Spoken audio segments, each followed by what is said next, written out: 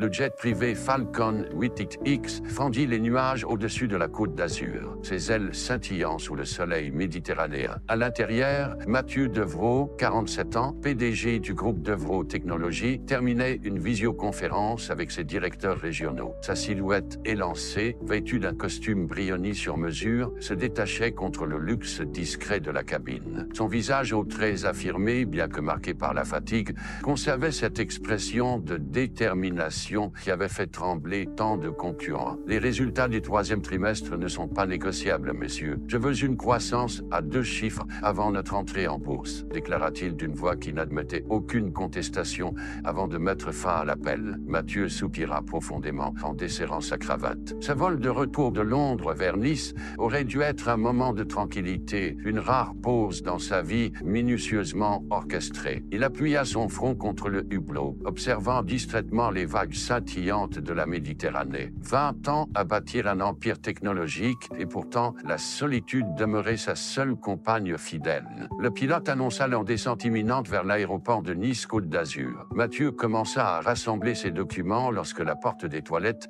s'ouvrit brusquement. Il sursauta, son café renversé sur les projections financières. Une petite fille d'environ 8 ans se tenait là, ses grands yeux noisettes écarquillés, ses cheveux châtains ébouriffés tombant en boucles indisciplinées autour d'un visage délicat. Elle portait une robe bleu marine et un petit sac à dos coloré. « Qui êtes-vous » demanda Mathieu stupéfait, cherchant du regard son assistant de vol ou son pilote pour une explication. La fillette s'avança d'un pas hésitant, serrant contre elle un petit lapin en peluche élimé. « Je m'appelle Léa » dit-elle d'une voix claire qui résonna dans la cabine silencieuse. « Maman m'a dit de te donner ça quand on serait dans le ciel. » Elle tendit une enveloppe froissée. Mathieu la prit machinalement, son esprit tentant désespérément de comprendre cette situation surréaliste. Comment une enfant avait-elle pu monter à bord de son jet privé? Qui l'avait laissé entrer? Ses doigts tremblants déchirèrent l'enveloppe. À l'intérieur, une photographie défraîchie le montrait plus jeune, souriant, aux côtés d'une femme aux cheveux châtains, Sophie. Un souvenir d'il y a 9 ans, avant qu'il ne devienne le magnate des technologies, avant que la passion ne cède la place à l'ambition. Une époque qu'il s'était efforcé d'enterrer sous les succès professionnels et les comptes en banque. La lettre qui accompagnait la photo était brève, l'écriture familière. « Mathieu, voici Léa, ta fille. Je ne peux plus m'en occuper. Elle est exactement comme toi, brillante, têtue et bien plus forte qu'elle n'en a l'air. Elle mérite de connaître son père. Je suis désolé de te l'annoncer ainsi. Sophie. » Mathieu releva la tête, rencontrant le regard patient de l'enfant qui attendait debout devant lui. « Surprise » dit Léa avec un petit sourire nerveux. « Maman dit que tu es mon père biologique. Moi, Laurent Légende. Et si cette introduction a déjà éveillé votre curiosité, laissez votre like pour suivre le déroulement de cette histoire bouleversante. Si vous avez déjà vécu un moment où votre vie a basculé en un instant, abonnez-vous maintenant à la chaîne et partagez en commentaire quelle a été la décision la plus difficile que vous ayez jamais prise, exactement comme notre protagoniste s'apprête à faire. Dites-moi aussi de quelle ville vous regardez cette histoire. Chaque message et abonnement me donne la force de vous apporter davantage d'histoires qui toucheront vos émotions. L'avion entama sa descente vers Nice, mais Mathieu n'entendait plus les instructions du pilote. Le temps semblait s'être figé dans la cabine luxueuse. Ses yeux ne pouvaient se détacher du visage de la petite Léa, y cherchant ses propres traits, comparant mentalement la courbe de ce nez retroussé avec celui qu'il voyait chaque matin dans le miroir, reconnaissant dans ses pommettes hautes l'héritage de sa propre mère. « C'est impossible », murmura-t-il, même si son cœur savait déjà. « Comment ta mère t'a-t-elle fait monter dans mon avion ?» Léa haussa les épaules avec la simplicité désarmante des enfants. « Elle connaît Antoine, le monsieur qui vérifie les passeports. Il m'a fait entrer pendant que tu parlais au téléphone sur la piste. » Elle s'assit sur le siège en face de lui, balançant ses jambes qui ne touchaient pas le sol. « Tu as un très bel avion. » Mathieu passa une main tremblante sur son visage. Sophie, après leur rupture, elle avait complètement disparu de sa vie. Il se souvenait de leur dernière dispute, de ses accusations. « Tu ne penses qu'à ton entreprise, jamais à nous. » Et de son propre silence obstiné. Il n'avait jamais cherché à la retrouver, convaincu que c'était mieux ainsi. Et maintenant, cet enfant, sa fille. « Où est ta mère maintenant ?» demanda-t-il, tentant de maîtriser le tremblement dans sa voix. Le visage de Léa s'assombrit. « Elle est partie. Elle a dit qu'elle devait aller très loin pour son nouveau travail, en Australie. Elle m'a embrassé très fort hier soir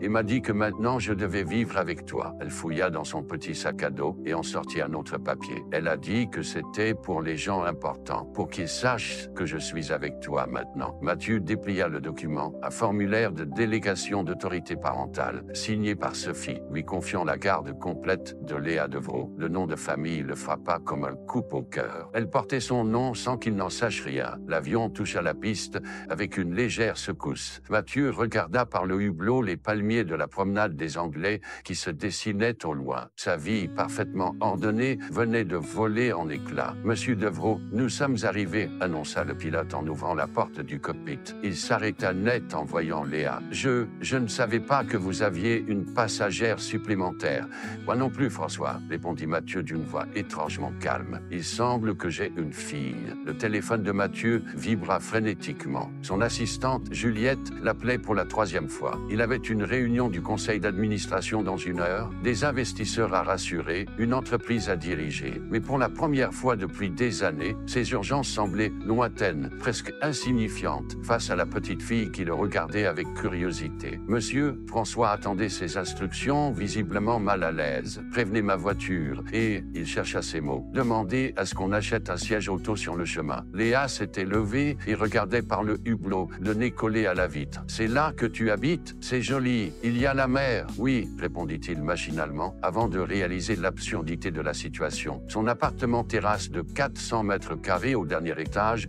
d'un immeuble art déco face à la mer n'avait jamais accueilli d'enfants. C'était un espace conçu pour impressionner, pas pour vivre, encore moins pour élever une petite fille. « Léa, » commença-t-il, cherchant désespérément les mots justes. « Je ne savais pas. Ta mère ne m'a jamais dit que j'existais, » compléta Léa avec une candeur désarmante. « Je sais. Elle disait que tu étais très occupé à construire ton royaume. » Elle serra son lapin en peluche. Elle n'était pas fâchée contre toi, tu sais, juste triste parfois. Mathieu sentit sa gorge se nouer. Son royaume, un empire de verre et d'acier, de codes et d'algorithmes, d'action et de plus-value, un royaume sans âme, sans chaleur, sans héritage véritable. Et voilà que surgissait cet enfant, ce petit être qui portait son sang et son nom comme une seconde chance qu'il ne méritait pas. « Nous allons rentrer à la maison, » dit-il finalement, surpris par ses propres paroles. « Et ensuite, nous verrons. » Il tendit maladroitement la main vers Léa, qui la prit sans hésiter, avec cette confiance aveugle que seuls les enfants peuvent offrir.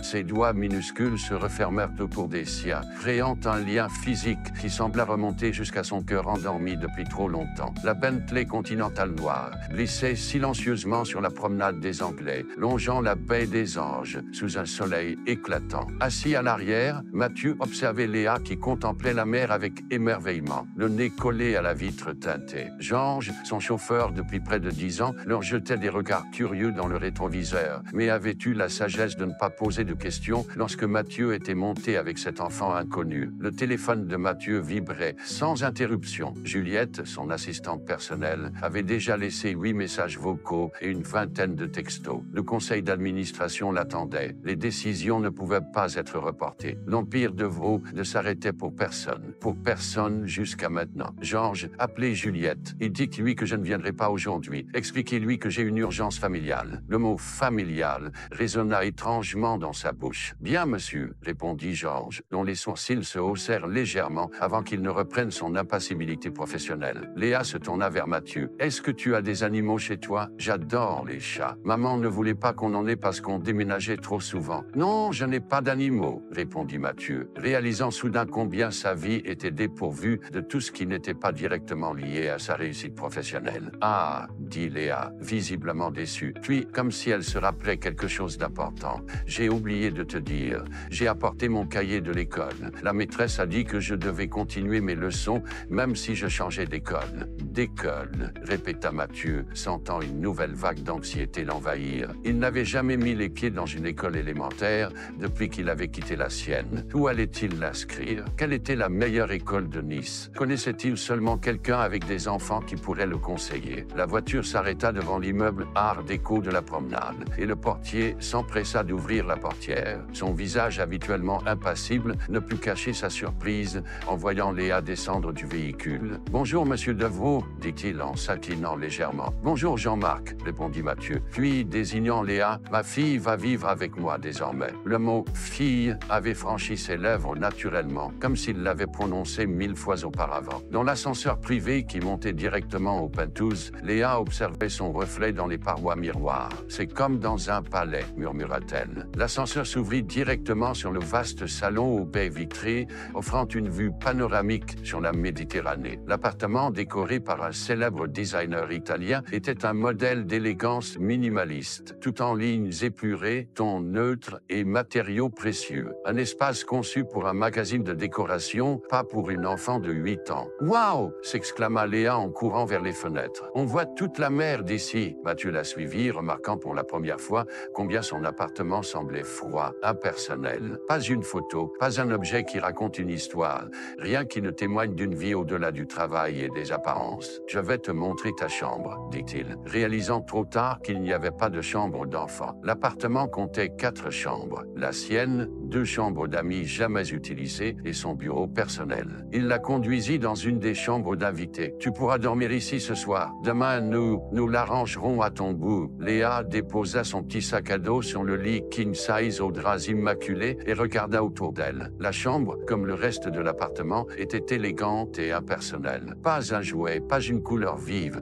rien qui puisse évoquer l'univers d'une enfant. « C'est très joli, » dit-elle poliment. Mais Mathieu perçut la déception dans sa voix. Son téléphone vibra à nouveau. Cette fois, c'était Philippe Merlin, le président du conseil d'administration. Il rejeta l'appel. « Tu dois répondre, » dit Léa en observant son geste. « Maman disait toujours que tu étais très occupé, que tu dirigeais un royaume numérique. » Ces mots simples frappèrent Mathieu comme un reproche, bien que prononcés sans aucune amertume. « J'ai soif, » ajouta-t-elle simplement. Mathieu réalisa qu'il n'avait rien à offrir à une enfant. Son réfrigérateur contenait du champagne millésimé, des plats préparés par son chef à domicile et peu d'autres choses. « Je vais demander à Georges d'aller chercher ce que tu aimerais boire. Et manger aussi, tu dois avoir faim. J'aime bien le chocolat chaud et les cookies, mais pas ceux avec des raisins secs. » D'accord. Chocolat chaud et cookies sans raisins secs. Il sortit son téléphone pour appeler Georges quand une pensée le frappa. Il était en train de déléguer leur premier repas ensemble comme il déléguait tout dans sa vie. Il rangea son téléphone. « Non, tu sais quoi? Allons-y ensemble. Je connais une boulangerie pas loin et puis nous devrons acheter des choses pour toi. » Le visage de Léa s'illumina. « Comme des vêtements? Maman n'a pas pu prendre toutes mes affaires. » « Oui, des vêtements. » Et il pensa soudain à sa propre enfance, aux rares moments de bonheur avant que ses parents ne se séparent, avant que son père ne devienne cet homme distant, obsédé par la réussite, ce modèle qu'il avait inconsciemment reproduit. Et peut-être un jouet ou deux. Léa le regarda avec une expression si pleine d'espoir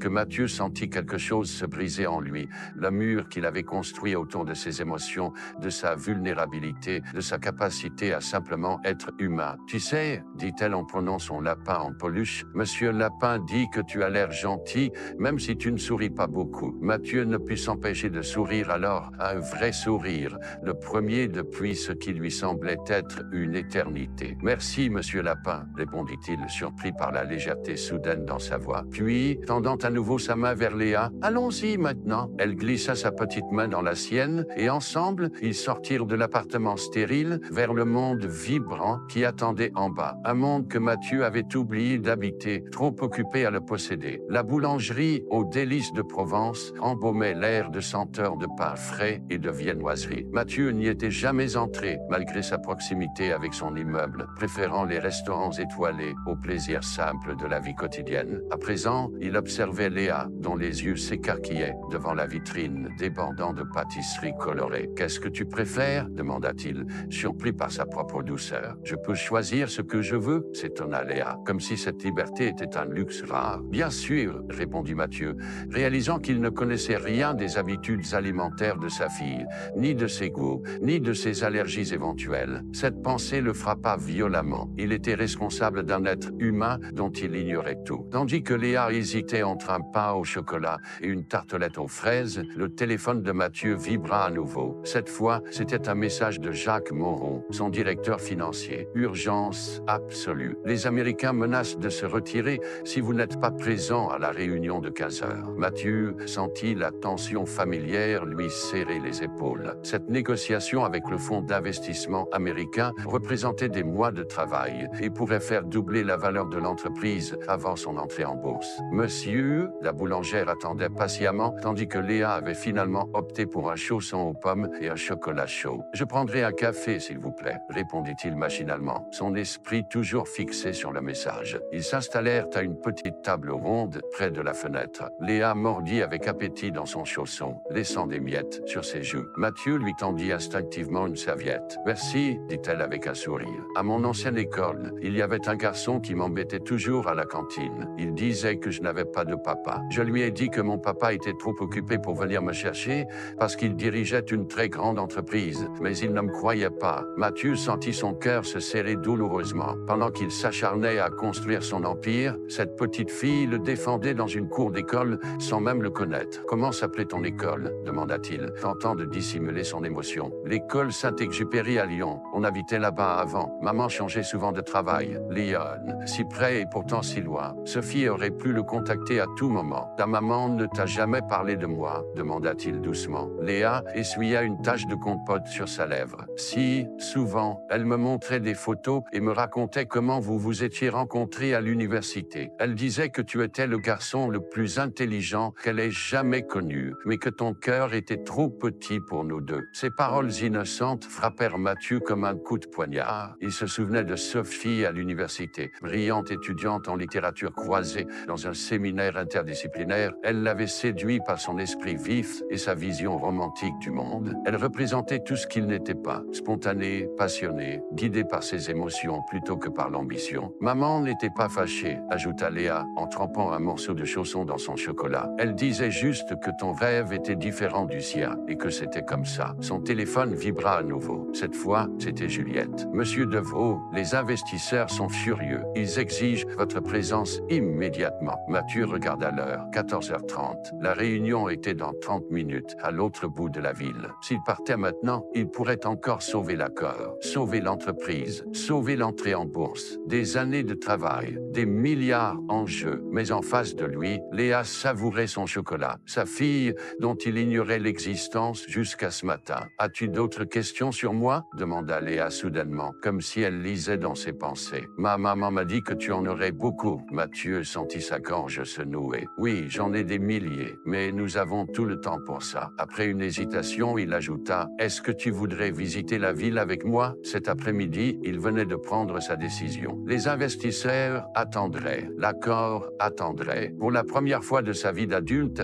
Mathieu Devereaux choisissait quelque chose qui n'était pas son entreprise. Le visage de Léa s'illumina d'un sourire si sincère, si plein d'espoir, que Mathieu sentit ses yeux s'embuer. « J'adore visiter de nouveaux endroits. Maman et moi, on faisait souvent des explorations urbaines, comme elle appelait ça. » Mathieu éteignit son téléphone. Un geste inédit dans sa vie professionnelle, il le rangea dans sa poche. Au même moment, il remarqua un couple de retraités qui les observait depuis une table voisine, échangeant des regards attendris devant ce père et sa fille partageant un moment de complicité. Père et fille. Ces mots résonnèrent dans son esprit, étrangers et pourtant profondément justes. Si vous appréciez ces histoires qui nous rappellent le pouvoir des secondes chances, n'oubliez pas de vous abonner pour ne pas manquer les prochaines, murmura-t-il doucement, comme un rappel à lui-même que la vie offre parfois des opportunités inattendues de rédemption. Quelques heures plus tard, après avoir visité le vieux Nice, la colline du château et la plage des Ponchettes, Mathieu guida Léa vers une boutique pour enfants de la rue Paradis. La vendeuse les accueillit avec un sourire commercial. « Nous cherchons tout ce qu'il faut pour une chambre d'enfant », annonça Mathieu d'une voix déterminée. « Ma fille vient vivre avec moi et nous partons de zéro. » La vendeuse de la boutique pour enfants, une femme élégante d'une cinquantaine d'années, masqua difficilement sa surprise face à cet homme d'affaires visiblement fortuné qui venait de lui annoncer qu'il commençait tout juste sa vie de père. « Bien sûr, monsieur. Quel est le prénom de votre fille ?»« Léa », répondit Mathieu en posant une main sur l'épaule de la petite. « Et quel âge as-tu, ma chérie ?» demanda la vendeuse en s'adressant directement à l'enfant. « J'ai 8 ans et demi, » affirma Léa, avec une pointe de fierté pour ce demi-an gagné. « Parfait. Voyons ce que nous pouvons faire pour créer la plus belle chambre de Nice pour une demoiselle de 8 ans et demi. » Pendant la demi-heure qui suivit, Mathieu se laissa guider dans un monde dont il ignorait tout. Des lits à baldaquin aux bureaux ergonomiques, des étagères en forme d'arbre aux lampes projetant des constellations au plafond, il découvrait un univers entier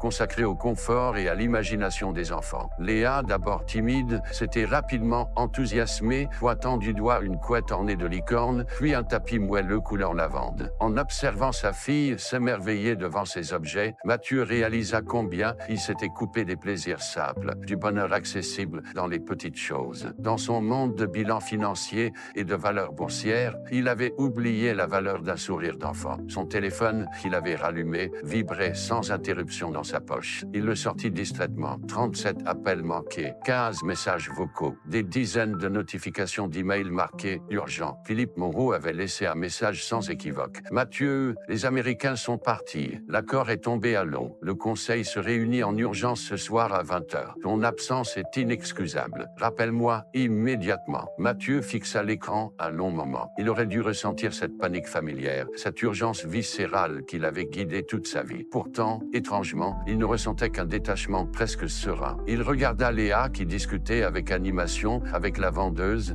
sur les mérites comparés de deux styles de bibliothèque et tout le reste lui parut soudain terriblement superficiel. « Nous prendrons tout ce que ma fille a choisi, annonça-t-il à la vendeuse. Et pourriez-vous organiser la livraison et l'installation pour aujourd'hui? Je paierai le supplément nécessaire. » La vendeuse cligna des yeux, stupéfaite. « Aujourd'hui, mais monsieur, il est déjà... Je sais qu'il est tard, » l'interrompit Mathieu avec ce ton qu'il réservait habituellement aux négociations difficiles. « Mais je suis certain que pour le bon client, votre établissement peut faire des miracles. » Une demi-heure plus tard, il quittait la boutique, Mathieu ayant déboursé une somme qui aurait fait pâlir son comptable, mais qui garantissait que ce soir même, Léa aurait une véritable chambre d'enfant. En sortant, ils croisèrent une mère et son fils qui entraient. « Julien, regarde !» s'exclama le petit garçon en montrant Léa du doigt. « C'est la nouvelle de ma classe. » Léa se figea, les yeux écarquillés. « Louis, tu habites ici ?» La mère du garçon s'approcha, adressant un sourire poli à Mathieu. « Vous devez être le père de Léa? Notre Louis n'a parlé que d'elle depuis hier. C'est sa première journée à l'école Saint-Pierre. » Mathieu sentit la confusion l'envahir. « L'école Saint-Pierre? » « Oui, » poursuivit la femme surprise. « Léa a intégré la classe de Madame Bertrand hier, n'est-ce pas? Louis a été chargé de lui faire visiter l'établissement. » Mathieu baissa les yeux vers Léa qui fixait intensément ses chaussures. « Léa, tu es allée à l'école hier, à Nice ?» La petite fille hocha timidement la tête. « Maman m'a inscrite avant de partir. Elle a dit que c'était important que je commence tout de suite. » Un nouveau vertige saisit Mathieu. Sophie n'avait pas agi sur un coup de tête. Elle avait tout préparé, méthodiquement. L'école, l'introduction dans l'avion, les documents légaux. Depuis combien de temps planifiait-elle ce transfert de leur fille? « Enchanté, » dit-il finalement à la mère de Louis, tendant une main qu'il s'efforça de garder ferme. « Mathieu Deveau, il semble que j'ai encore beaucoup à apprendre sur les arrangements pris par la mère de Léa. » Sur le chemin du retour, Léa resta silencieuse, serrant la peluche qu'il venait d'acheter, un petit dauphin bleu que Mathieu avait ajouté aux achats en passant devant une vitrine. « Tu n'es pas fâché ?» demanda-t-elle finalement, d'une voix si faible qu'il faillit ne pas l'entendre. « Pourquoi serais-je fâché? Parce que maman ne t'a pas dit pour l'école, et parce que je ne te l'ai pas dit non plus. » Mathieu sentit une étrange émotion l'envahir, non pas de la colère, mais une tendresse mêlée à une profonde tristesse. « Non, je ne suis pas fâché, je suis juste surpris. Il y a beaucoup de choses que je dois encore découvrir, n'est-ce pas? » Léa hocha la tête avec une gravité qui ne seyait pas à son âge. « Maman dit que les adultes sont compliqués et que parfois, ils ont besoin qu'on les aide un peu. C'est pour ça qu'elle a tout préparé. » Arrivé à l'appartement, Mathieu fut accueilli par un appel du concierge, l'informant qu'une équipe de livreurs attendait en bas. En moins d'une heure, une armée d'ouvriers transforma la chambre d'amis aseptisée en un cocon multicolore digne d'une petite princesse. Léa supervisait l'installation avec un sérieux comique, dirigeant les hommes avec des un peu plus à droite et des non, la bibliothèque doit être près de la fenêtre pour que je puisse lire avec la lumière du jour. Pendant ce temps, Mathieu s'était installé dans son bureau pour gérer la tempête qui se déchaînait dans sa vie professionnelle. Les emails furieux s'accumulaient. Les investisseurs américains avaient officiellement retiré leur offre,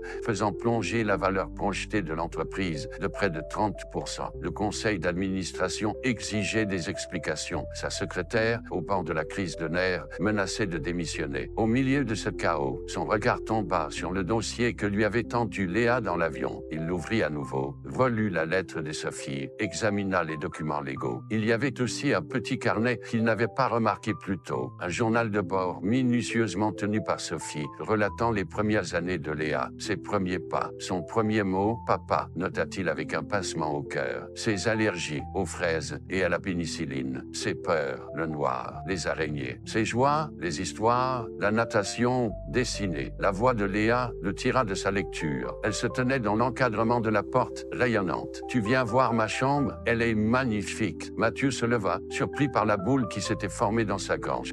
J'arrive tout de suite. Son téléphone sonna à nouveau. Il regarda l'écran. C'était Philippe, le président du conseil. Dans la première fois de sa carrière, Mathieu Devereaux rejeta délibérément un appel du président de son conseil d'administration. « Je veux tout voir », dit-il à sa fille avec un sourire qui effaçait momentanément les sillons creusés par des années de stress et d'ambition. « Montre-moi ton nouveau royaume. » Le soleil commençait à décliner sur la baie des Anges, teintant le ciel de rose et d'or. Dans l'appartement de Mathieu, la chambre fraîchement aménagée pour Léa était un îlot de couleurs vives et de fantaisie au milieu de l'élégance monochrome qui caractérisait le reste des lieux. Assise sur son nouveau lit, Léa avangeait soigneusement ses rares possessions, son lapin en peluche usé, quelques livres et le dauphin bleu que Mathieu venait de lui offrir. « Comment vas-tu l'appeler » demanda Mathieu, surpris de constater à quel point cette question lui paraissait importante. Léa réfléchit intensément. « Azur, comme la côte d'Azur. C'est un très beau nom, approuva Mathieu, assis maladroitement au bord du lit, à baldaquin rose pâle. Léa observa son père avec une curiosité non dissimulée. « Est-ce que tu es dans les ennuis à cause de moi? J'ai vu que ton téléphone n'arrêtait pas de sonner. » La question, si directe et perspicace, prit Mathieu au dépourvu. Cet enfant de 8 ans avait une capacité troublante à percevoir ce que beaucoup d'adultes ne remarquaient même pas. « Non, » répondit-il après une hésitation. « Ce sont juste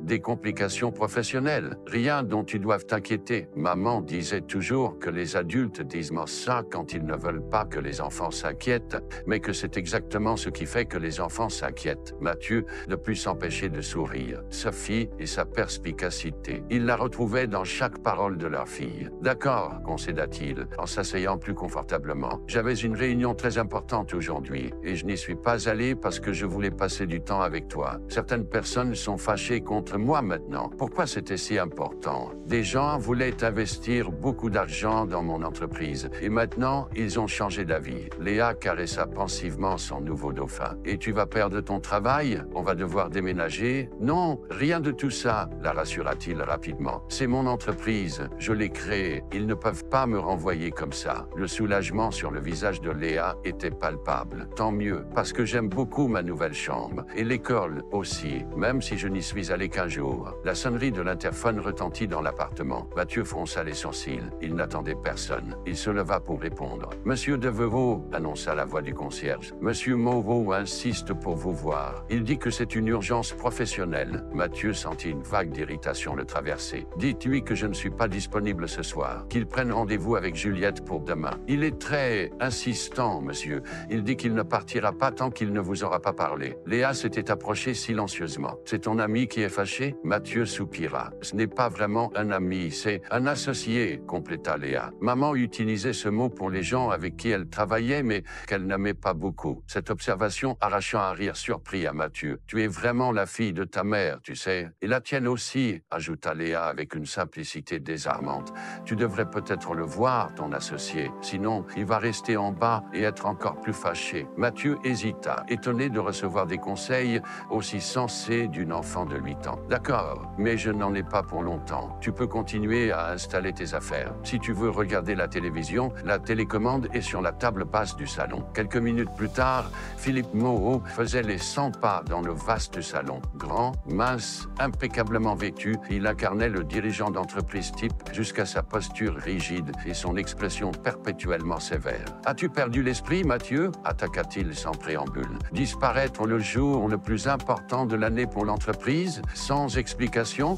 les Américains sont furieux. Le conseil est en ébullition et la presse commence à s'interroger. J'ai eu une urgence familiale, » répondit calmement Mathieu, décidant de rester vague. « Familiale. » Philippe laissa échapper un rire sans joie. « Quelle famille, Mathieu? Tout le monde sait que tu vis seul, que tu n'as pas de relation stable, que tu... » Il s'interrompit brusquement, son regard fixé sur un point derrière Mathieu. Celui-ci se retourna pour découvrir Léa, debout dans l'encadrement de la porte, serrant son dauphin en peluche contre elle. « J'ai soif, » expliqua-t-elle simplement. « Je voulais juste de l'eau. » Un silence pesant s'installa. Philippe dévisagea l'enfant, puis Mathieu, avant que son expression ne change, passant de la colère à une compréhension soudaine. « Je vois, » dit-il finalement. « C'est donc ça ton urgence familiale. Philippe, je te présente Léa, » annonça Mathieu avec une dignité qu'il ne se connaissait pas. « Ma fille. » Philippe ouvrit la bouche, la referma, incapable de trouver les mots. Mathieu se dirigea dirigea vers Léa, posa une main protectrice sur son épaule. « Viens, je vais te servir un verre d'eau. Et peut-être un peu de ce gâteau au chocolat que nous avons acheté cet après-midi. » Les yeux de Léa s'illuminèrent à la mention du dessert, et elle suivit docilement son père vers la cuisine ultramoderne qu'il utilisait rarement. Philippe les suivit comme un automate, visiblement sous le choc. « Mathieu, » commença-t-il une fois qu'ils furent dans la cuisine, observant Léa qui examinait avec curiosité le distributeur d'eau intégré au réfrigérateur. « Je ne savais pas que tu avais que tu étais... » « Moi non plus, jusqu'à ce matin, » admit Mathieu en baissant la voix. « C'est une longue histoire, et je n'ai pas l'intention de la raconter maintenant. Ce que tu dois savoir, c'est que ma fille est ma priorité absolue désormais. » Philippe le dévisagea, cherchant des signes du Mathieu qu'il connaissait. L'homme d'affaires impitoyable, le visionnaire obsédé par la réussite, le PDG pour qui l'entreprise passait avant tout. Mais ce Mathieu-là avait disparu, remplacé par un homme dont le regard s'adoucissait chaque fois qu'il se posait sur la petite fille qui explorait maintenant sa cuisine. « Le conseil se réunit dans 1 heure, » tenta Philippe, mais sans la véhémence d'auparavant. « Nous devons leur présenter un plan pour sauver l'accord avec les Américains. »« Pas ce soir, » répondit fermement Mathieu. « J'ai promis à Léa un dîner et une histoire avant de dormir. Demain matin, je serai au bureau à la 1e heure. D'ici là, dis au conseil que j'ai eu une révélation personnelle qui va modifier certaines de nos priorités. »« Modifier nos priorités ?» répéta Philippe, incrédule. « Mais l'entrée en bourse restera prévue, » l'interrompit Mathieu. « Mais peut-être pas exactement comme nous l'avions imaginé. » Léa s'approcha, tenant fièrement un verre d'eau qu'elle avait réussi à se servir toute seule. « Ton ami veut aussi du gâteau au chocolat ?» demanda-t-elle à Mathieu. Philippe ouvrit la bouche pour décliner,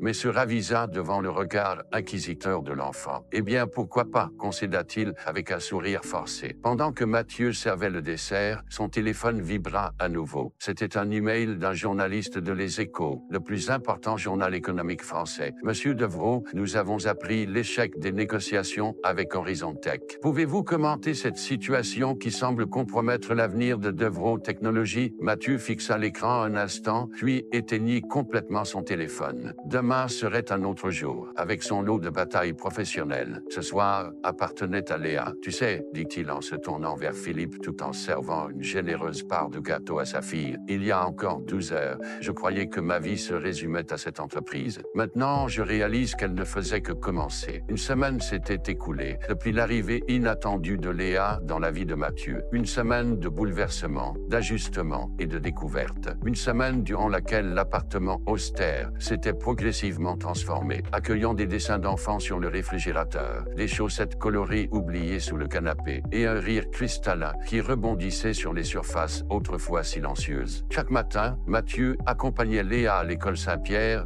avant de se rendre à son bureau. Chaque soir, il quittait immanquablement ses locaux à 17h30 précise pour aller la chercher, sous les regards ébahis de ses employés qui ne l'avaient jamais vu partir avant 22 heures auparavant. Ce vendredi après-midi, assis dans son bureau directoriel avec vue panoramique sur la Méditerranée, Mathieu contemplait le document que lui avait présenté son avocat, une procédure officielle pour établir légalement sa paternité et obtenir la garde permanente de Léa. Les recherches pour localiser Sophie s'étaient révélées infructueuses. Elle semblait avoir effectivement quitté le pays, ne laissant aucune adresse de contact, ni même un numéro de téléphone. « Monsieur Devrault », la voix de Juliette le tira de ses pensées. « Votre rendez-vous de 16 heures est arrivé. Faites-le entrer », répondit Mathieu en rangeant le dossier dans son tiroir. La porte s'ouvrit sur un homme d'une quarantaine d'années, en jean et chemise décontractée, une tenue qui détonnait dans cet environnement où le costume-cravate était la norme. « Monsieur Hellman, merci d'avoir accepté de me rencontrer », l'accueillit Mathieu en lui serrant la main. « Appelez-moi David », répondit l'homme avec un léger accent américain. « Je dois avouer que votre appel m'a surpris. D'habitude, ce sont plutôt les startups qui me sollicitent,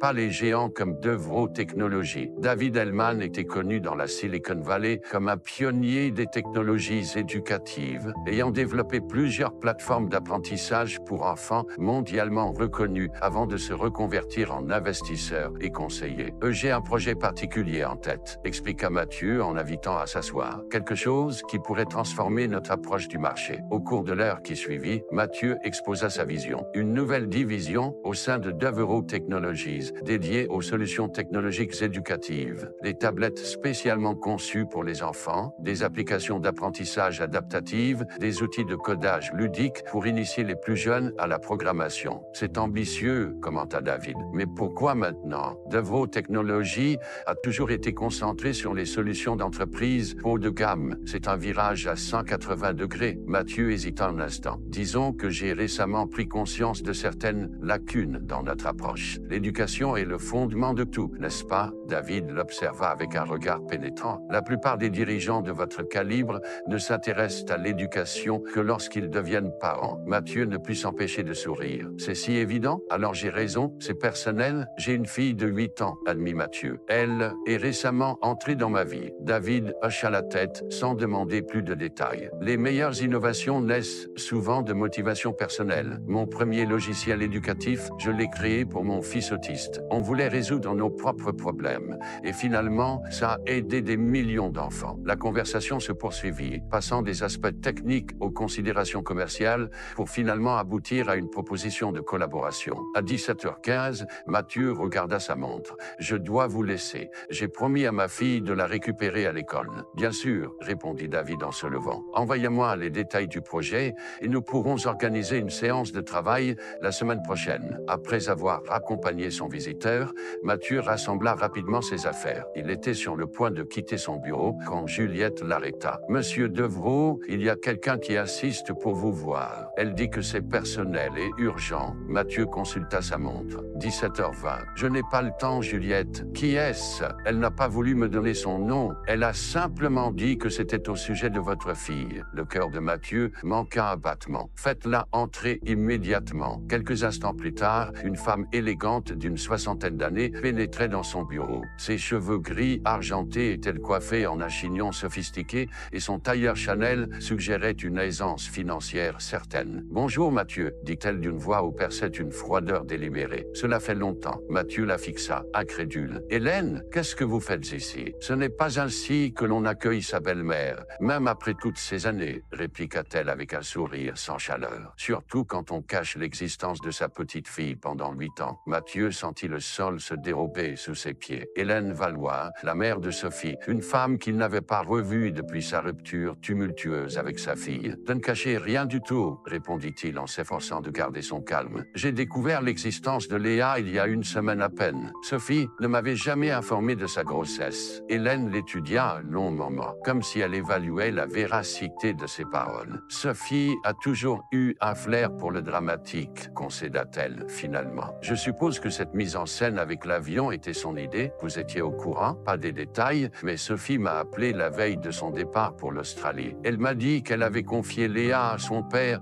et que je ne devais pas interférer. Un éclair de douleur traversa son regard. Ma propre fille, me demandant de rester à l'écart de ma petite fille. Mathieu s'appuya contre son bureau, tentant d'assimiler cette nouvelle information. Pourquoi êtes-vous venu me voir, Hélène? Pour récupérer Léa, pour la voir, corrigea-t-elle, pour m'assurer qu'elle va bien et pour vous remettre ceci. Elle sortit une enveloppe de son sac. Une lettre de Sophie qu'elle m'a demandé de vous donner un mois après son départ. Mais je n'ai pas eu la patience d'attendre. Mathieu prit l'enveloppe d'une main tremblante. Savez-vous ce qu'elle contient? Non, ma fille a toujours été secrète, même avec moi, surtout avec moi. Hélène soupira, et pour la première fois, Mathieu aperçut la vulnérabilité derrière son masque de dignité rigide. Sophie et moi, nous n'avons jamais eu une relation facile. J'étais trop exigeante, trop critique. Elle était trop rebelle, trop rêveuse. Quand elle est tombée enceinte, j'étais furieuse. Je lui ai dit des choses que je regrette profondément. L'horloge sur le mur indiquait 17h35. Léa attendait à l'école. Je dois aller chercher ma fille, dit Mathieu en se redressant.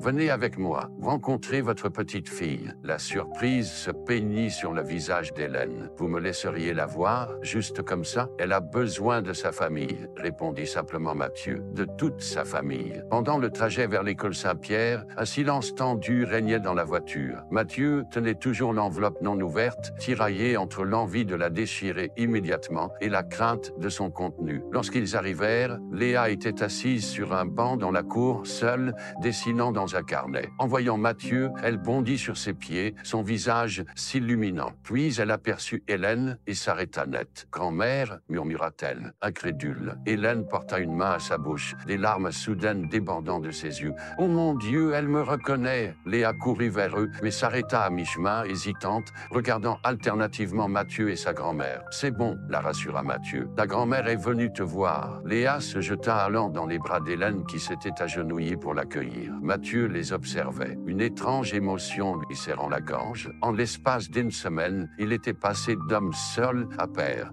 Et maintenant, il se retrouvait au centre d'une constellation familiale qu'il ne soupçonnait même pas. De retour à l'appartement, tandis qu'Hélène et Léa bavardaient avec animation dans la cuisine, préparant ensemble des crêpes, une tradition familiale apparemment, Mathieu se retira dans son bureau pour ouvrir enfin la lettre de Sophie. « Cher Mathieu », commençait-elle, « si tu lis ceci, c'est que ma mère n'a pas pu attendre le délai que je lui avais fixé. Certaines choses ne changent jamais. » Les mots suivants lui glacèrent le sang. « Au moment où tu recevras cette lettre, j'aurai déjà subi mon opération. Les médecins m'ont donné 6 mois, 1 an tout au plus, si la chimio fonctionne. Je ne voulais pas que Léa assiste à ma déchéance, qu'elle garde de moi l'image d'un corps ravagé par la maladie. J'ai préféré disparaître de sa vie quand j'étais encore moi-même. » Mathieu laissa tomber la lettre sous le choc. Sophie était malade, mourante. Ce n'était pas un nouveau travail qui l'avait amené à confier Léa, mais la perspective imminente de sa propre mort. Il reprit la lecture, les mains tremblantes. « Je ne t'ai pas choisi par défaut, Mathieu. Malgré nos différences, malgré la façon dont nous nous sommes séparés, je n'ai jamais douté de ton intelligence, de ton intégrité, de ta capacité à aimer profondément quand tu t'en donnes la permission. Léa a besoin d'un père, pas d'une grand-mère amère ou d'une tante distante. Elle a besoin de toi. » Les derniers paragraphes contenaient des instructions pratiques, des détails sur la santé de Léa, ses goûts, ses habitudes. Puis, une dernière confession. « Je te demande pardon de ne pas t'avoir dit pour notre fille. La vérité, c'est que j'avais peur. Peur que tu la rejettes comme tu m'avais rejeté.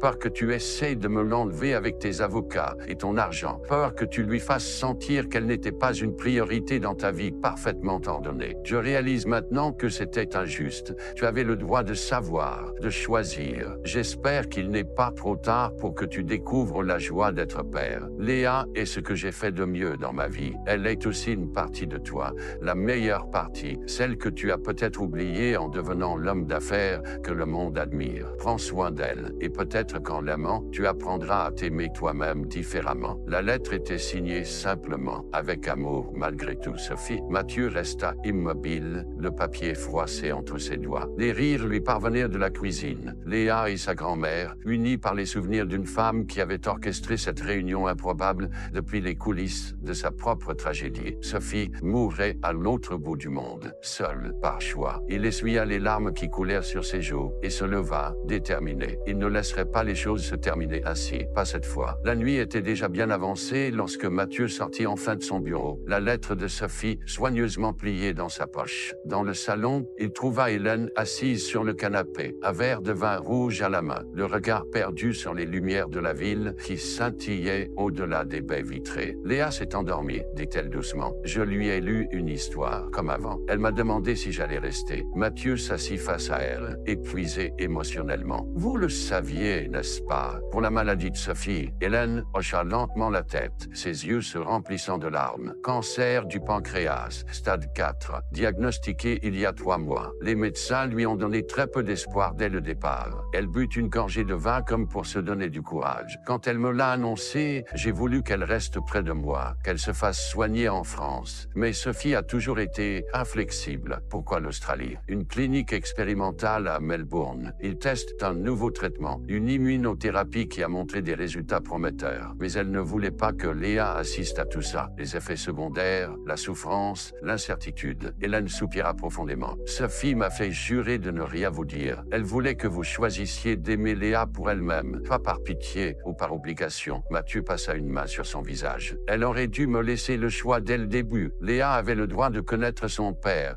et j'avais le droit de connaître ma fille. » « Oui, admit Hélène, mais Sophie a toujours eu cette tendance à vouloir contrôler les récits, à mettre en scène les événements comme elle l'entendait. Même enfant, elle réinventait constamment sa propre histoire. » Un silence s'installa entre eux, chargé de regrets et de non-dits. « Comment va-t-elle? Réellement? » demanda finalement Mathieu. Hélène détourna le regard. « La dernière fois que nous avons parlé, elle commençait le traitement. Elle était déterminée, comme toujours. Mais j'ai entendu dans sa voix ce qu'elle ne disait pas. » Mathieu se leva brusquement. « Je dois la retrouver. Elle ne veut pas être retrouvée, Mathieu. Elle a été très claire là-dessus. Je ne lui demande pas son avis cette fois-ci. » Il sortit son téléphone et composa un numéro. « Georges, préparez la voiture. Je pars demain pour Melbourne. Après une pause, et trouvez-moi un jet privé disponible immédiatement. Oui, c'est une urgence. Il raccrocha et se tourna vers Hélène. Pourriez-vous rester avec Léa quelques jours? Je ne veux pas la bouleverser avec cette histoire avant d'avoir parlé à Sophie. Hélène parut surprise. Vous me faites confiance pour prendre soin d'elle. Vous ne me connaissez même pas. Vous êtes sa grand-mère. Et Léa vous aime. C'est évident. Il hésita. Nous n'avons peut-être pas eu l'occasion de nous apprécier, vous et moi,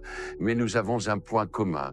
Nous aimons tous les deux Sophie, chacun à notre façon. Et nous aimons Léa. Hélène hocha la tête, touchée malgré elle. D'accord, je resterai avec elle. Le lendemain matin, Mathieu entra doucement dans la chambre de Léa. Elle dormait paisiblement, serrant contre elle son lapin en peluche et le dauphin bleu qu'il lui avait offert. Il s'assit au bord du lit, observant ce petit visage qui, en l'espace d'une semaine à peine, était devenu le centre de son univers. Elle ouvrit les yeux lentement, souriant en le reconnaissant. « Bonjour, papa », murmura-t-elle d'une voix ensommeillée. C'était la première fois qu'elle l'appelait ainsi. « Papa ». Ce simple mot fit monter une boule dans la gorge de Mathieu. « Bonjour, ma puce », répondit-il tendrement. « J'ai quelque chose d'important à te dire. Je dois partir en voyage d'affaires pendant quelques jours. La grand-mère va rester avec toi. Tu vas revenir, hein ?» demanda-t-elle soudain inquiète. « Bien sûr que je vais revenir. » Il prit ses petites mains dans les siennes. « Je te promets que je reviendrai toujours vers toi, Léa. Toujours. »« Tu vas où ?» Mathieu hésita. « En Australie. J'ai une personne très importante à voir là-bas. » Les yeux de Léa s'agrandirent. « Maman ?» chuchota-t-elle. « Tu vas voir maman ?» Il ne put que hocher la tête, surpris. « Tu savais qu'elle était en Australie ? Je l'ai entendu parler avec tante Claire. Elle a dit qu'elle allait se battre contre les cellules méchantes,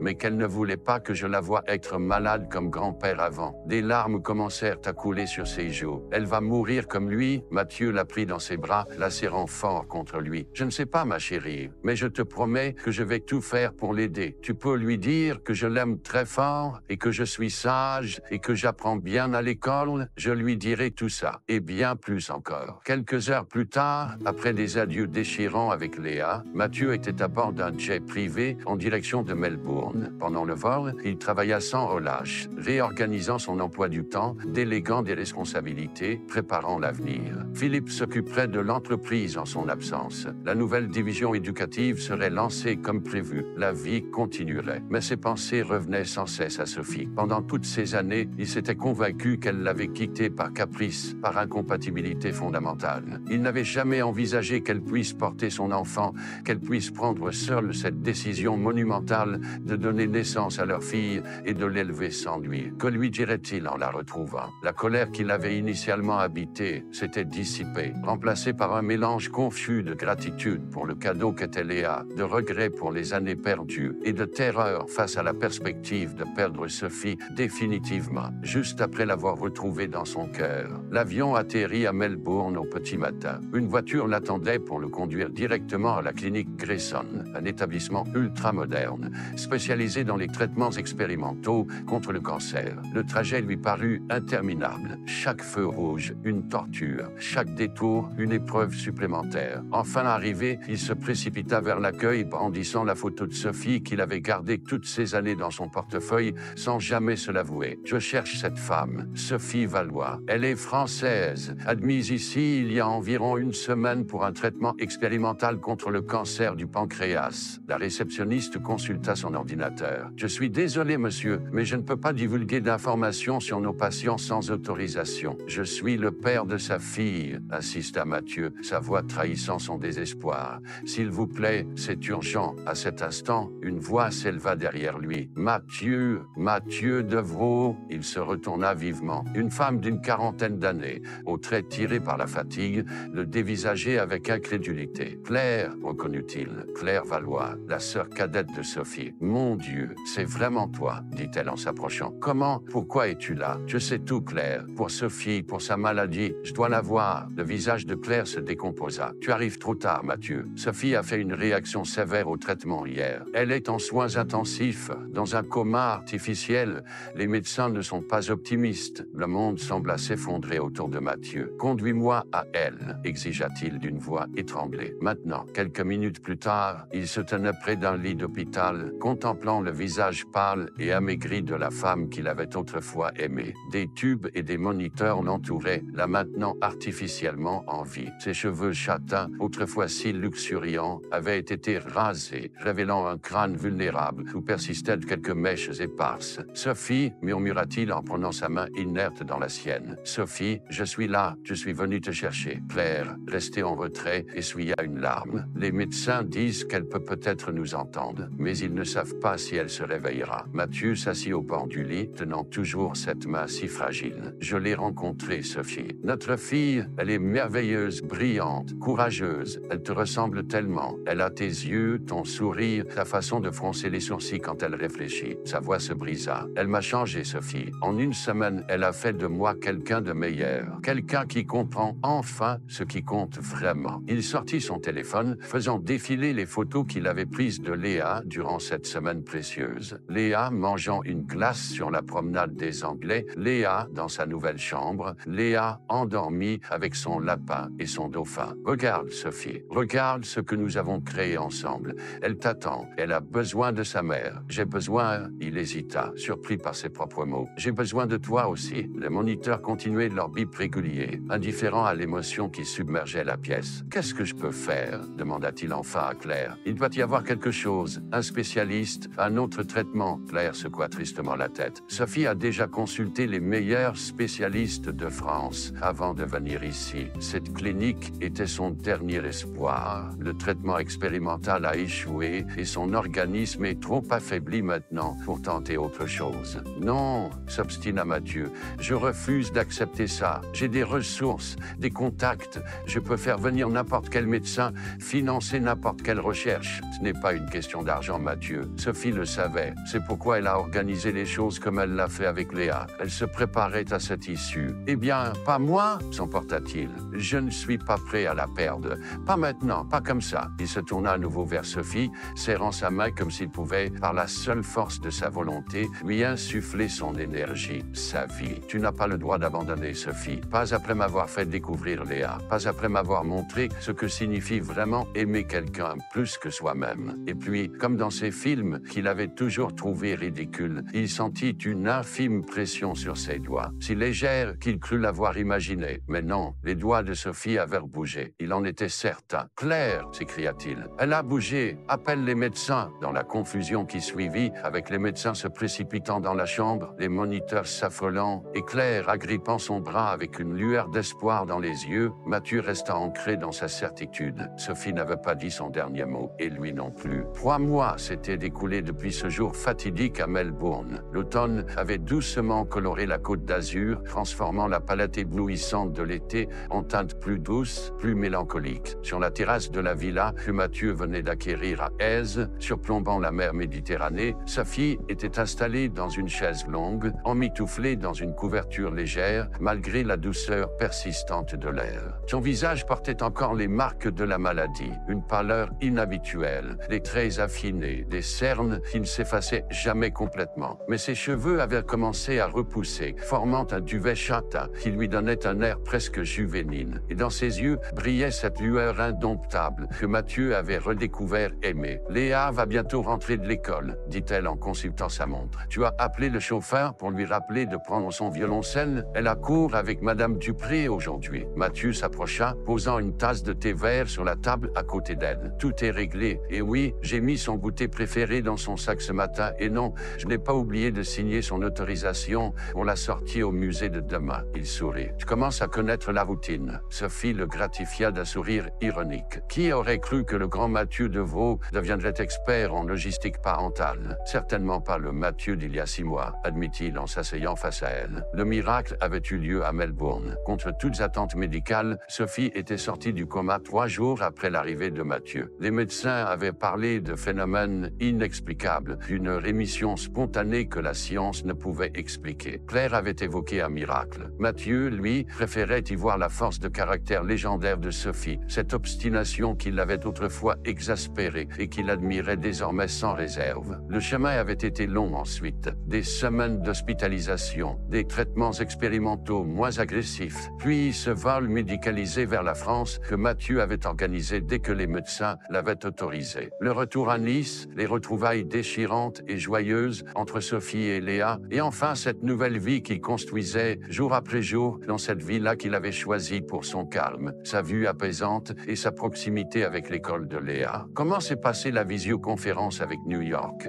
Demanda Sophie en sirotant son thé. Bien, le programme éducatif sera lancé le mois prochain, comme prévu. David Hellman est un partenaire extraordinaire. Il a des idées qui dépassent tout ce que j'avais imaginé. Sophie l'observa avec curiosité. Tu as l'air presque enthousiaste en parlant travail. C'est nouveau. Ce n'est plus la même chose maintenant, expliqua Mathieu. Avant, je bâtissais pour prouver quelque chose, peut-être pour combler un vide. Maintenant, je construis pour laisser quelque chose à Léa, pour rendre le monde un peu meilleur pour elle. Un silence confortable s'installa entre eux. Leur relation restait complexe. Ni tout à fait un couple, ni simplement des coparents. Ils partageaient de la villa, mais occupaient des chambres séparées. La maladie de Sophie rendait impossible toute projection à long terme. Et pourtant, ils avaient trouvé une forme de paix dans cette incertitude même. J'ai reçu les résultats de ma dernière biopsie ce matin, annonça soudainement Sophie, le regard fixé sur l'horizon. Le cœur de Mathieu manqua un battement. Et, toujours en rémission, elle tourna enfin son visage vers lui,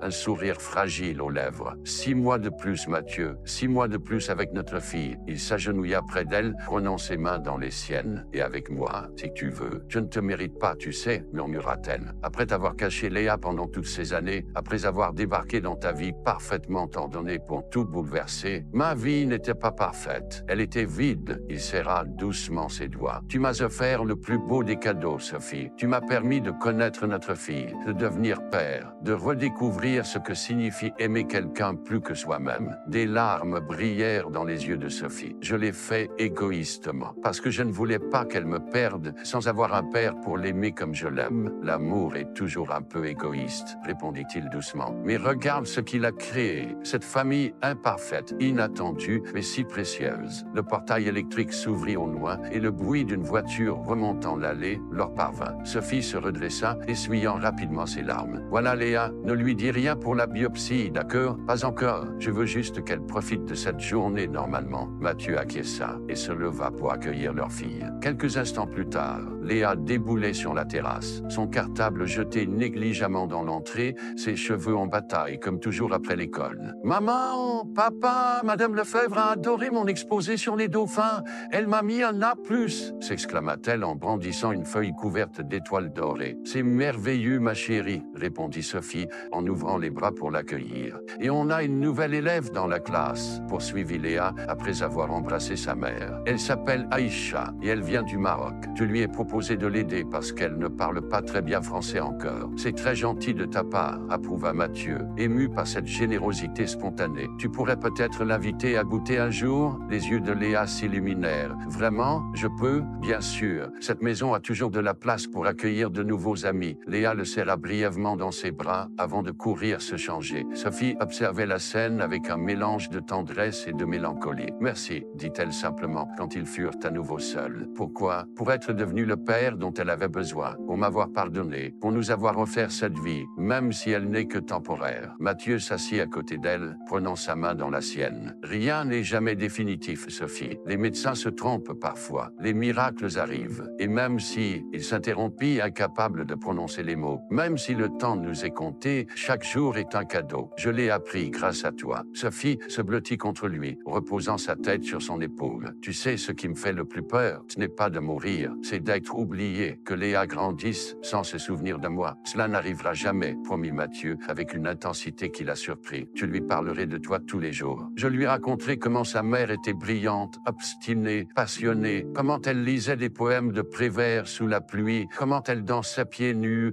au son de vieux vinyles de jazz, comment elle m'a appris à voir la beauté dans l'imperfection, la force dans la vulnérabilité. Des larmes silencieuses coulaient sur les joues de Sophie, mais son visage rayonnait d'une paix nouvelle. Tu te souviens de tout ça? Je me souviens de chaque instant, murmura-t-il. Je n'ai jamais vraiment cessé de t'aimer, Sophie. J'avais juste oublié comment faire. La sonnerie du téléphone de Mathieu interrompit ce moment d'intimité. C'était Philippe, sans doute pour discuter des derniers détails du lancement de la division éducative. Autrefois, Mathieu aurait répondu immédiatement. Aujourd'hui, il éteignit simplement l'appareil. Léa revint sur la terrasse, vêtue d'une robe jaune qui lui donnait l'air d'un petit soleil. On peut jouer à un jeu de société? J'ai sorti le Monopoly. Sophie et Mathieu échangèrent un regard complice. Le Monopoly. Tu veux vraiment affronter ton père à un jeu qui parle d'argent et d'immobilier? Taquina Sophie. Je te laisserai Parc Avenue, promit Mathieu à sa fille avec un clin d'œil. Non, Non, je veux gagner toute seule comme une vraie Deveau, proclama fièrement Léa. Ce nom, Deveau, résonna étrangement aux oreilles de Mathieu. Ce nom qu'il avait porté comme un étendard de réussite individuelle était maintenant partagé, transmis à cette petite fille qui lui ressemblait tant et qui pourtant possédait cette sensibilité, cette ouverture au monde qu'il avait mis tant d'années à redécouvrir. Comme une vraie Deveau Valois, corrigea-t-il doucement. Tu as le meilleur des deux mondes, ma chérie. Sophie lui lança un regard reconnaissant, tandis que Léa installait le jeu sur la table de la terrasse, bavardant avec animation sur sa stratégie infaillible pour conquérir le plateau. Le soleil commençait à décliner sur la Méditerranée, baignant la Seine d'une lumière dorée presque irréelle. Mathieu observa ces deux êtres qui avaient bouleversé son existence. Il savait que l'avenir restait incertain, que la maladie de Sophie planait comme une ombre sur leur bonheur fragile. Mais pour la première fois de sa vie, il vivait pleinement dans le présent, savourant chaque instant de cette vie qu'il n'aurait jamais imaginé 6 mois plus tôt. Sa fortune, son entreprise, sa réputation, tout cela existait toujours. Mais il les voyait désormais pour ce qu'ils étaient vraiment, des outils pour construire quelque chose de plus grand, de plus significatif. Un héritage d'amour et de valeur pour Léa, un monde meilleur pour les enfants comme elle, et peut-être une seconde chance avec la femme qui lui avait appris le sens véritable du succès. 5 ans plus tard, le soleil de juin inondait l'amphithéâtre en plein air du campus technologique Horizon, la nouvelle division éducative de Deveau Technologies située sur les hauteurs de Nice. Des centaines de personnes étaient rassemblées pour l'inauguration officielle du centre de recherche Sophie Valois, un bâtiment ultramoderne dédié au développement de technologies médicales innovantes. Au premier rang, Léa, désormais âgée de 13 ans, rayonnante dans sa robe bleu ciel, tenait fermement la main de sa mère. Sophie, plus mince qu'autrefois mais le visage serein, écoutait attentivement le discours de Mathieu sur l'estrade. Ses cheveux, repoussés depuis longtemps, étaient coupés en un carré élégant qui encadrait un visage marqué par l'épreuve, mais illuminé par un sourire paisible. Contre tous les pronostics, Sophie avait survécu. Non pas sans souffrance, les traitements expérimentaux avaient été éprouvants, les rechutes terrifiantes, les périodes de rémission teintées d'une anxiété permanente. Mais elle était là, 5 ans après ce diagnostic qui aurait dû être une condamnation. Ce centre représente bien plus qu'un simple bâtiment, déclarait Mathieu devant l'Assemblée. Il incarne notre engagement à transformer l'adversité en espoir, la souffrance en innovation, l'expérience personnelle en bénéfice collectif.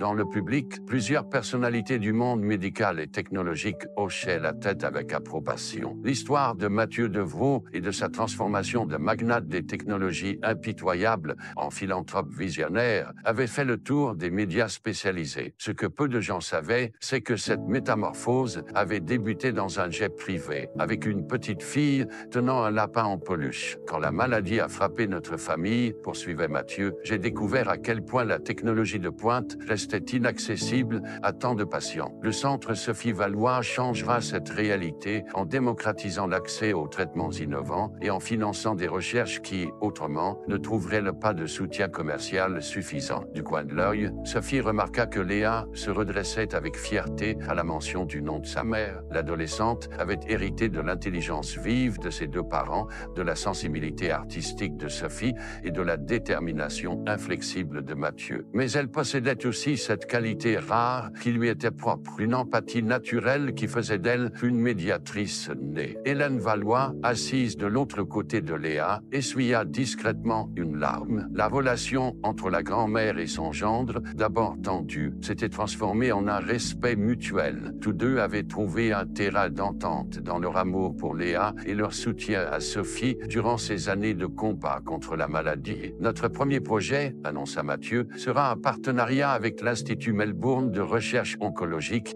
qui a développé le protocole expérimental ayant sauvé la vie de ma femme. Sophie sourit à ce mot. Femme, leur mariage, 2 ans plus tôt, avait été une cérémonie intime sur la terrasse de leur villa d'Aise, avec Léa comme demoiselle d'honneur. Non pas une fin heureuse, ils avaient appris à ne plus penser en termes définitifs, mais une étape significative dans cette seconde vie que la maladie leur avait paradoxalement offerte. Pour conclure, reprit Mathieu, j'aimerais inviter sur scène la personne sans qui rien de tout cela n'existerait, non pas par sa maladie, mais par sa vision, son courage et sa capacité à voir au-delà des apparences. Sophie Sophie. Surprise, Sophie hésita un instant avant que Léa ne la pousse gentiment vers l'estrade. Les applaudissements résonnèrent tandis qu'elle rejoignait Mathieu. Il lui tendit la main, ce même geste qu'il avait eu dans le jet privé pour aider Léa à se relever après leur première rencontre choc. Il y a 5 ans, commença Sophie d'une voix claire qui portait étonnamment loin, j'ai pris la décision désespérée de confier ma fille à son père que je n'avais pas revu depuis sa naissance. J'étais convaincu que mon histoire s'achevait, que mon rôle dans ce monde touchait à sa fin. Elle fit une pause, son regard embrassant l'assistance avant de se poser sur Léa. Je me trompais, ce n'était pas une fin, mais un commencement. Non pas seulement pour Léa et Mathieu, qui ont découvert la beauté d'une relation père-fille, mais aussi pour moi. La maladie m'a appris que nos plus grandes vulnérabilités peuvent devenir nos plus grandes forces. Que nos erreurs, lorsqu'elles sont reconnues avec courage, peuvent ouvrir la voie à des rédemptions inattendues. Mathieu serra imperceptiblement sa main. Ce geste simple qui était devenu leur langage silencieux au fil des années. Encouragement, soutien, amour. Ce centre de recherche ne porte pas mon nom parce que j'ai vaincu la maladie, car on ne vainc jamais vraiment le cancer.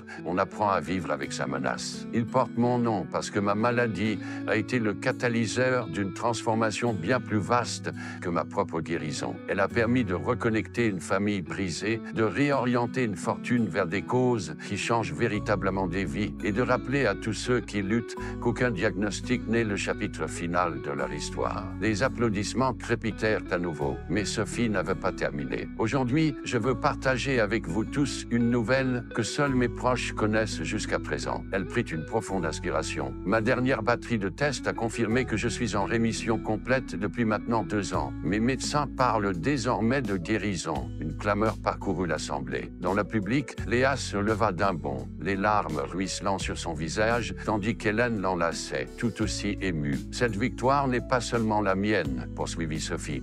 Elle appartient aux chercheurs qui ont développé mon traitement, aux médecins qui ont refusé d'abandonner, à ma famille qui a été mon ancre dans la tempête. Et elle appartient à chaque patient qui lutte en ce moment même contre cette maladie implacable. C'est pour vous que ce centre existe, pour que votre combat ait plus de chances d'aboutir à la même annonce que je fais aujourd'hui. Mathieu s'approcha du microphone pour conclure la cérémonie, mais fut interrompu par l'arrivée impromptue de Léa sur l'estrade. L'adolescente, généralement réservée en public, se précipita pour enlacer ses parents. Spontanément, la foule se leva pour une ovation. Cette image, Mathieu et Sophie enlacés avec leur fille entre eux, fut captée par les photographes présents et fit la une de nombreux journaux le lendemain, symbolisant parfaitement le message du centre Sophie Valois. L'espoir au cœur de l'adversité, la famille comme force de résilience. Plus tard ce soir-là, sur la terrasse de leur villa, illuminée pour l'occasion, une réception plus intime rassemblait la famille et les amis proches. La musique flottait doucement dans l'air parfumé de jasmin. Hélène discutait avec Claire, venue spécialement d'Australie. Philippe Moreau, toujours directeur financier, mais considérablement adouci par les années, échangeait des plaisanteries avec David Hellman, devenu un ami proche de la famille. À l'écart, près de la balustrade qui surplombait la mer scintillante, Mathieu observait Sophie qui dansait avec Léa, leur silhouette gracieuse se détachant dans la lumière dorée du soleil couchant. « À quoi penses-tu » demanda Sophie en s'approchant, laissant Léa rejoindre ses amis. « Je pense à ce jour dans l'avion » répondit-il honnêtement. « À comment une petite fille sortie de nulle part a bouleversé ma vie parfaitement ordonnée pour la transformer en ça. » Il fit un geste englobant la terrasse, la famille, l'horizon. Sophie glissa sa main dans la sienne. « Tu regrettes ?» Pas une seconde. Il se tourna vers elle, son visage affichant cette expression d'émerveillement qu'il avait développée au fil des années, comme s'il redécouvrait constamment le miracle de leur existence commune. « Je réalise simplement que pendant toute ma vie d'adulte, j'ai poursuivi le succès sans jamais comprendre ce que c'était vraiment. Et maintenant, tu le sais, il embrassa doucement son front. Maintenant, je sais que le véritable succès se mesure aux vies que l'on touche, pas aux fortunes que l'on amasse, au matin où l'on se réveille entouré d'amour, pas au soir où l'on s'endort auréolé de gloire. Monsieur Devreau devient philosophe, le taquina-t-elle avec ce sourire qui, depuis leur première rencontre à l'université, avait toujours eu le pouvoir de faire vaciller ses certitudes. Madame Devreau l'a transformé, répondit-il simplement. Léa revint vers eux, son visage adolescent illuminé d'une joie contagieuse. Papa, maman, venez voir le le cadeau que grand-mère m'a offert. Ils la suivirent vers le salon où Hélène dévoilait un magnifique violoncelle, instrument que Léa avait adopté avec passion ces dernières années. La jeune fille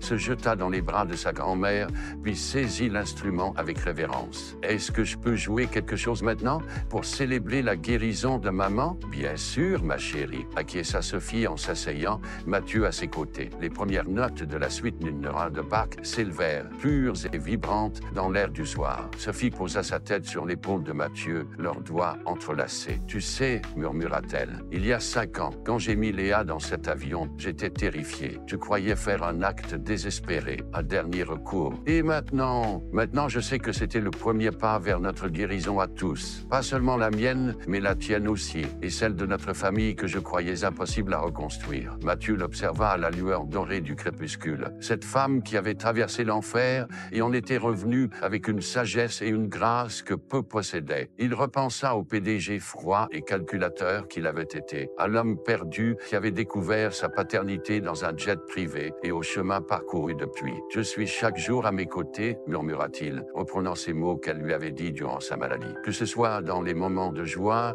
ou dans les tempêtes de la vie, la musique de Léa s'élevait, transcendant le moment présent, tissant ensemble les fils de leur histoire improbable. Celle d'un père qui avait tout appris de sa fille, d'une mère qui avait trouvé le courage dans le désespoir, et d'une enfant qui, sans le savoir, avait sauvé non pas une mais 3 vies en rappelant à chacun l'essentiel. Sous les étoiles qui commençaient à apparaître au-dessus de la Méditerranée, la famille de Vaux-Valois célébrait non pas la fin d'une histoire, mais sa continuation, avec toutes ses incertitudes, ses défis et ses joies à venir. Chaque jour était un cadeau. Il le savait mieux que quiconque. Chers amis, je suis arrivé à la fin de cette histoire, mais j'aimerais qu'elle continue à travers vous. Si ce récit a touché votre cœur ou vous a fait réfléchir sur vos propres choix, devenez membre de notre communauté de conteurs d'histoires. Abonnez-vous à la chaîne. Ce petit geste compte énormément pour moi. Partagez en commentaire quel moment de cette aventure a le plus résonné en vous et si vous avez déjà vécu une expérience similaire dans votre propre vie. Vos histoires sont le véritable trésor de cette chaîne et c'est pour cela que nous continuons, semaine après semaine, à partager ces récits qui nous rappellent ce qui compte vraiment. À la prochaine histoire, qui sera, je vous le promets, aussi spéciale que vous qui m'avez accompagné jusqu'ici.